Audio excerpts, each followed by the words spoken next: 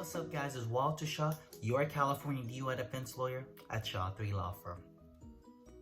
So the question is, how do you beat a DUI refusal in California? So I'm kind of uncertain on what it means by refusal. I have a general idea, but let me break it down. Upon an individual being stopped for DUI and being investigated, there are two things that an individual has the legal right to refuse. The first is the field sobriety test, which are voluntary. You have a right to refuse to do a field sobriety test, because if you do a field sobriety test, you give the officer as well as the prosecution more evidence to convict you, which hurts your case. If you don't do it, it makes their case more difficult. The other test you can refuse legally is what you call a preliminary alcohol screening test, or a pre-arrest breath test. And that's like the portable machine they have you blow, and then essentially they do it 1 or 2 times. These are things that they request for you to do prior to you being arrested in handcuffs.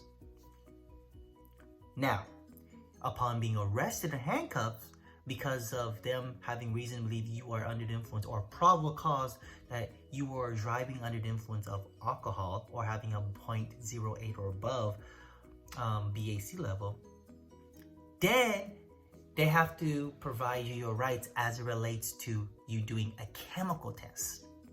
Chemical test, you are required to do a chemical test in a sense, meaning that you are required to do a blood or breath test. Now, if you refuse, the consequences are usually referring to a DUI consequence, such as a suspension, a longer term of suspension. Now, if you refuse it, how would that affect your DUI criminal case? And if they don't have a blood, technically, if you refuse, they're still going to get it. They're going to get it in a form of a search warrant.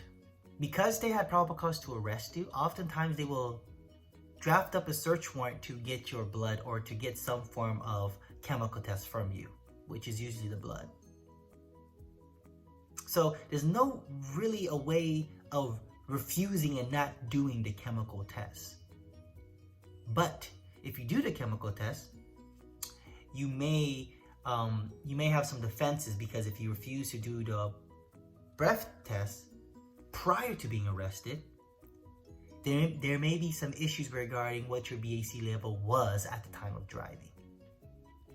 Now, if you're facing a DUI and you refuse to do the chemical test, or you refuse to do a field sobriety test and breath test, and you want to see what your available defenses are, contact us at Shaw 3 Law Firm. We're more than happy to help.